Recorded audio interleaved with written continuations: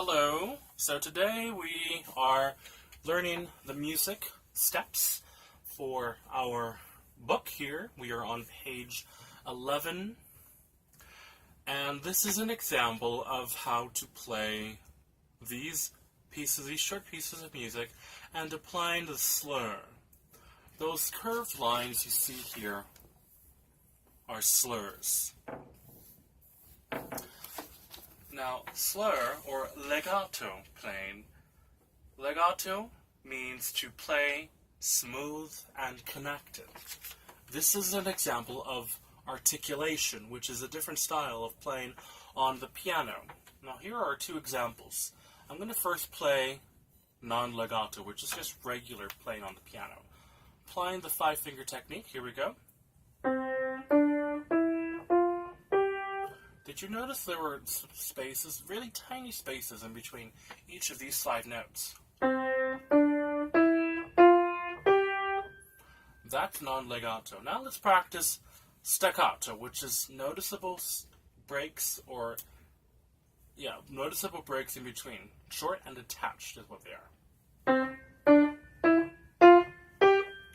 Those spaces or breaks are much more distinct. Now the last one is going to be legato, which means to play smooth and connected. When we play legato, one finger must come up just as another goes down.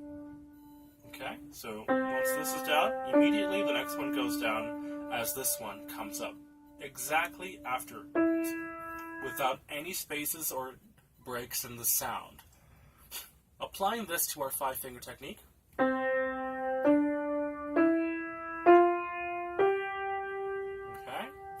And then after the end of the slur, that's when we release the sound.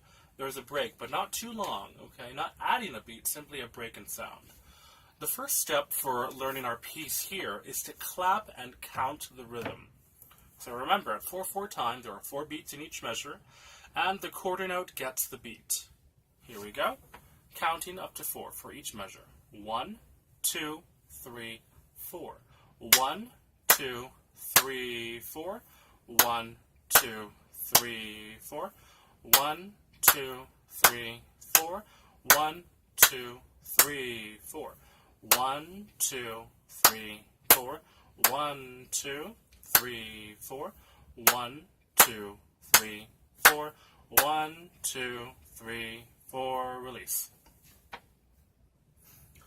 Now, when we have slurs or groups of couples or couple of measures or just one measure in slurs, we can consider these as phrases. A phrase is a musical thought or sentence.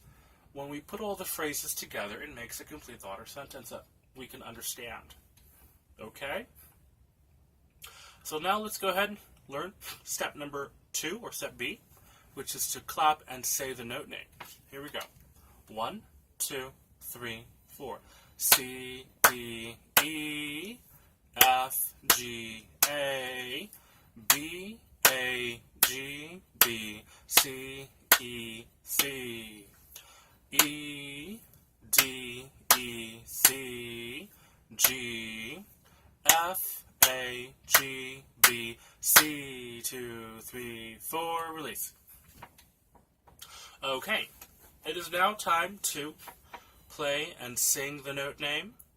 Now, this one here is going to give us an idea of where to place our fingers.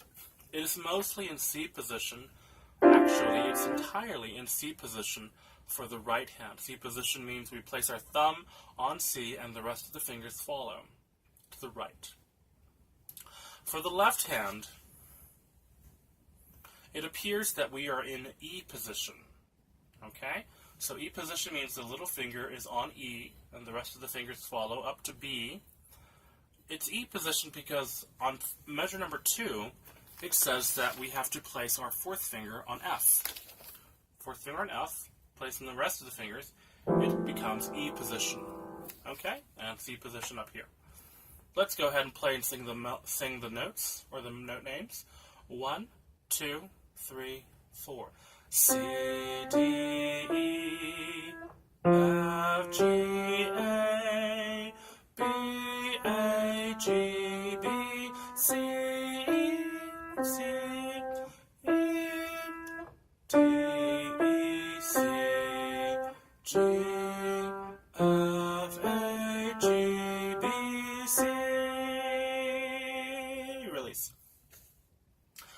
best finger, but we tried our best.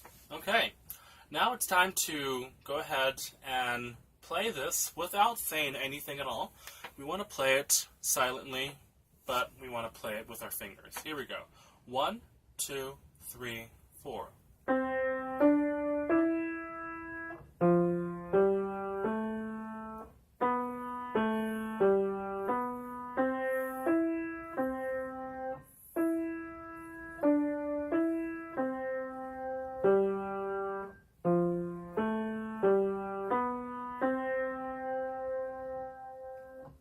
Notice how, as I was playing within the slur from the beginning to the end, all the notes were connected, and afterwards there was a break. For example, break, break. This is all played together. Break here. Break. 2, 3, 4, release.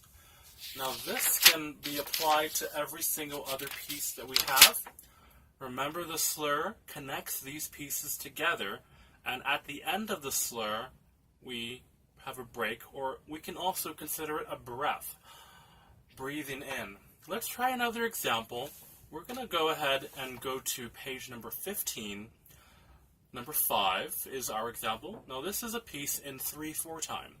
3/4 time means that there are 3 beats in each measure, and the quarter note gets the beat. 1, 2, 3. 1, 2, 3. Notice how I say 1, or I emphasize the 1, which is the downbeat. Okay? Now this one here, it appears that we are going to be in G position for the left hand, and E position for the right hand. Maintain your fingers here. E, E, F, G, A, B, and for the left hand, E, G, A, B, C, D. Just like that. Practice playing harmonically and melodically. Okay, so this is just an example of playing. I will allow you to go over the steps of clapping and counting the rhythm, clapping and saying the note name, and then playing and singing the note name, and then just playing. But this is an example of the last step, which is just to play.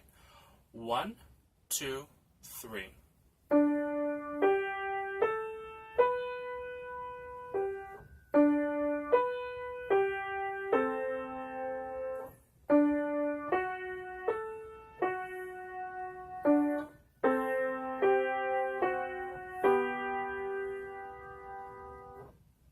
Okay, so let's go ahead and learn the steps for all of these pieces and have them ready to perform by next week. And we'll see you then. Good luck.